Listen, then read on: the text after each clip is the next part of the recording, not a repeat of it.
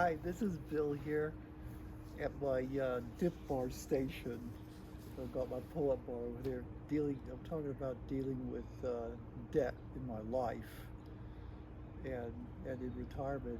And to be honest with you, I'm kind of scared. I'm really scared of retirement. Um, yeah, I just hope I haven't really messed this up.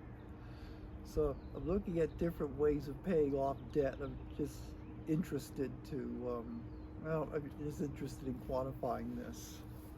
So here we go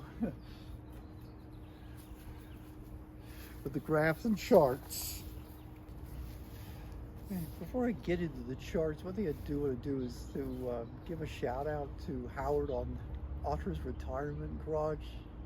He seems to be extremely, oh sorry, Otter's Retirement Corner. Okay, he seems to be extremely knowledgeable about retirement and finances. He's a financial guy, so that's his business. So actually thankful to him. He's given me some good ideas on how to handle what feels to me like a mountain of debt I'm in. One of the suggestions, of course, he's suggesting I pay off the high interest rate thing first, which I'll show makes complete sense. The apartment building. But the second thing is also you have to do these required minimum withdrawals at 73, and you're forced to take a certain percentage, whether you need it or not. This is also another good way I could use to pay down this debt. So I would just thank him so much for helping with some of these ideas.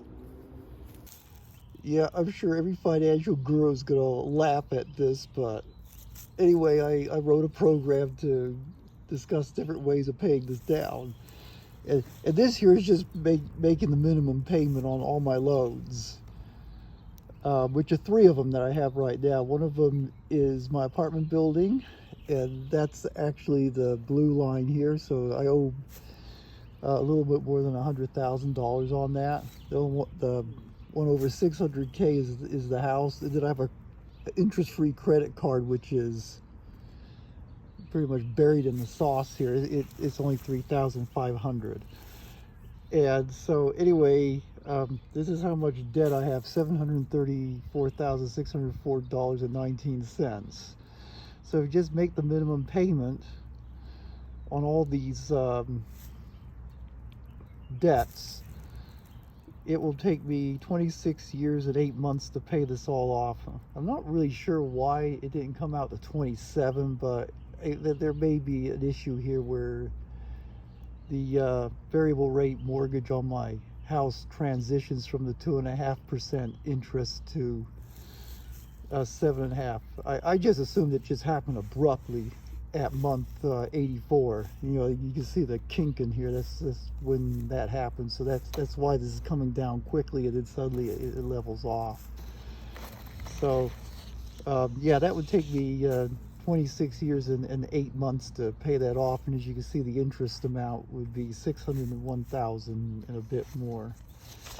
So I'm sure everybody knows this, but I was curious. I thought, okay, one option is to pay the thing where you have the most that you're paying the most interest on at the month of the payment, which is actually my house. Even though it's only 2.5% interest because it's new into the loan, the interest payment's about $1,200 a month out of the payment.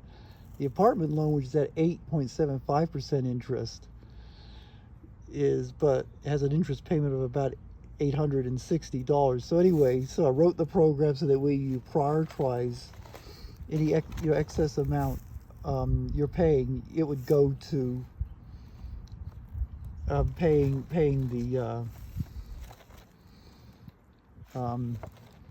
thing with the highest interest, and so on. And oh yeah, just to put this into perspective, I've been generally paying about $5,000 a month. Well, until recently, I actually put $40,000 into the apartment loan, but the plan going forward here, just for cost balancing purposes, I'm going to go for about $5,000 a month on the apartment loan, and so taking that extra amount and summing up all the loans, it comes out to like 6,800 and something, and the minimum payments would be about 4,200 if I add that all up. So that's the payback rate.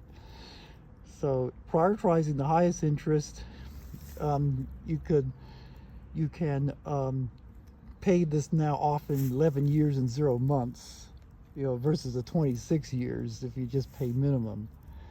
And of course, principal never changes because that's what I owe, and so the total cost of paybacks under $1 million a year interest would be $173,031. So no one's ever recommended this, and obviously you can see why, as I'll show you in a minute. But I was just curious mathematically what that would do.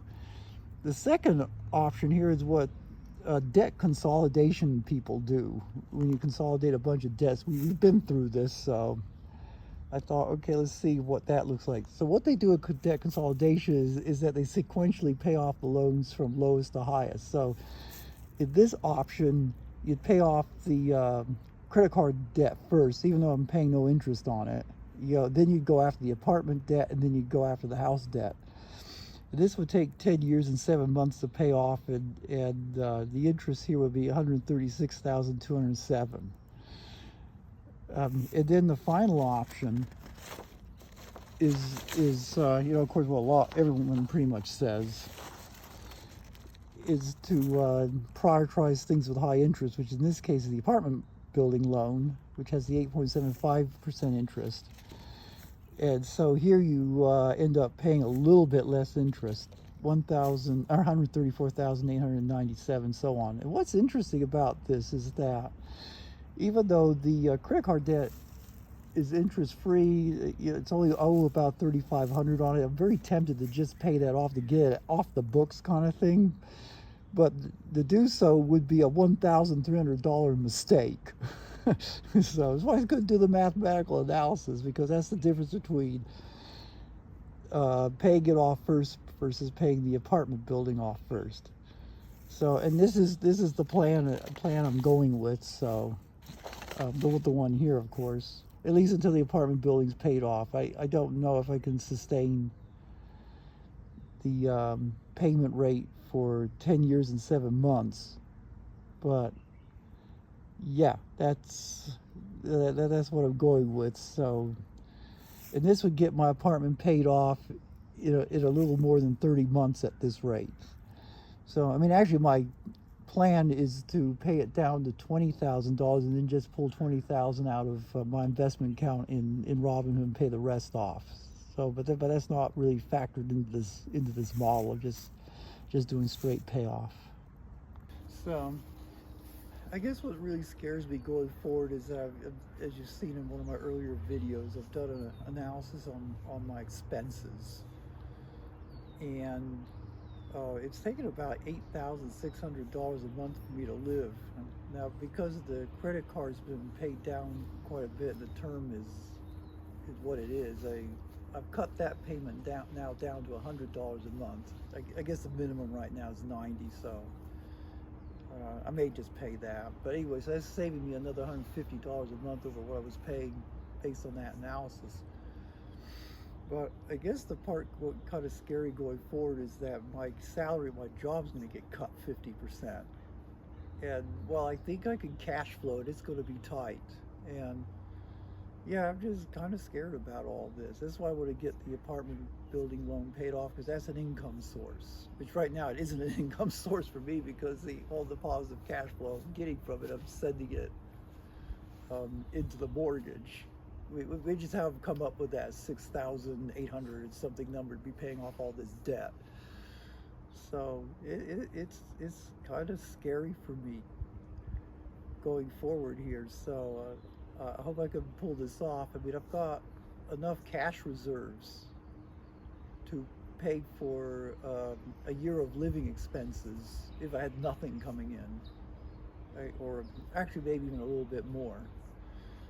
So not totally high and dry, but yeah, I don't know. It's scary to me. I mean, these people who are retired are living on so little money. I don't know how they're pulling this off.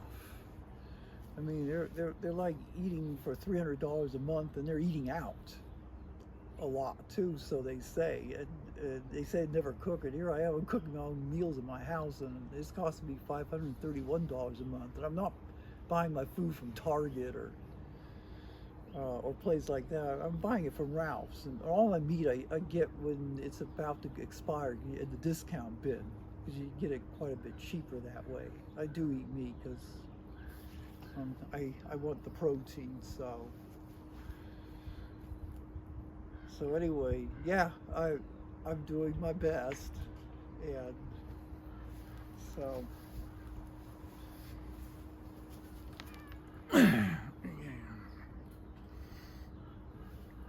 at least I can do a dip.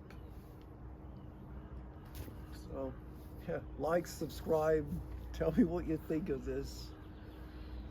Yeah, it's a brave new world coming up for me.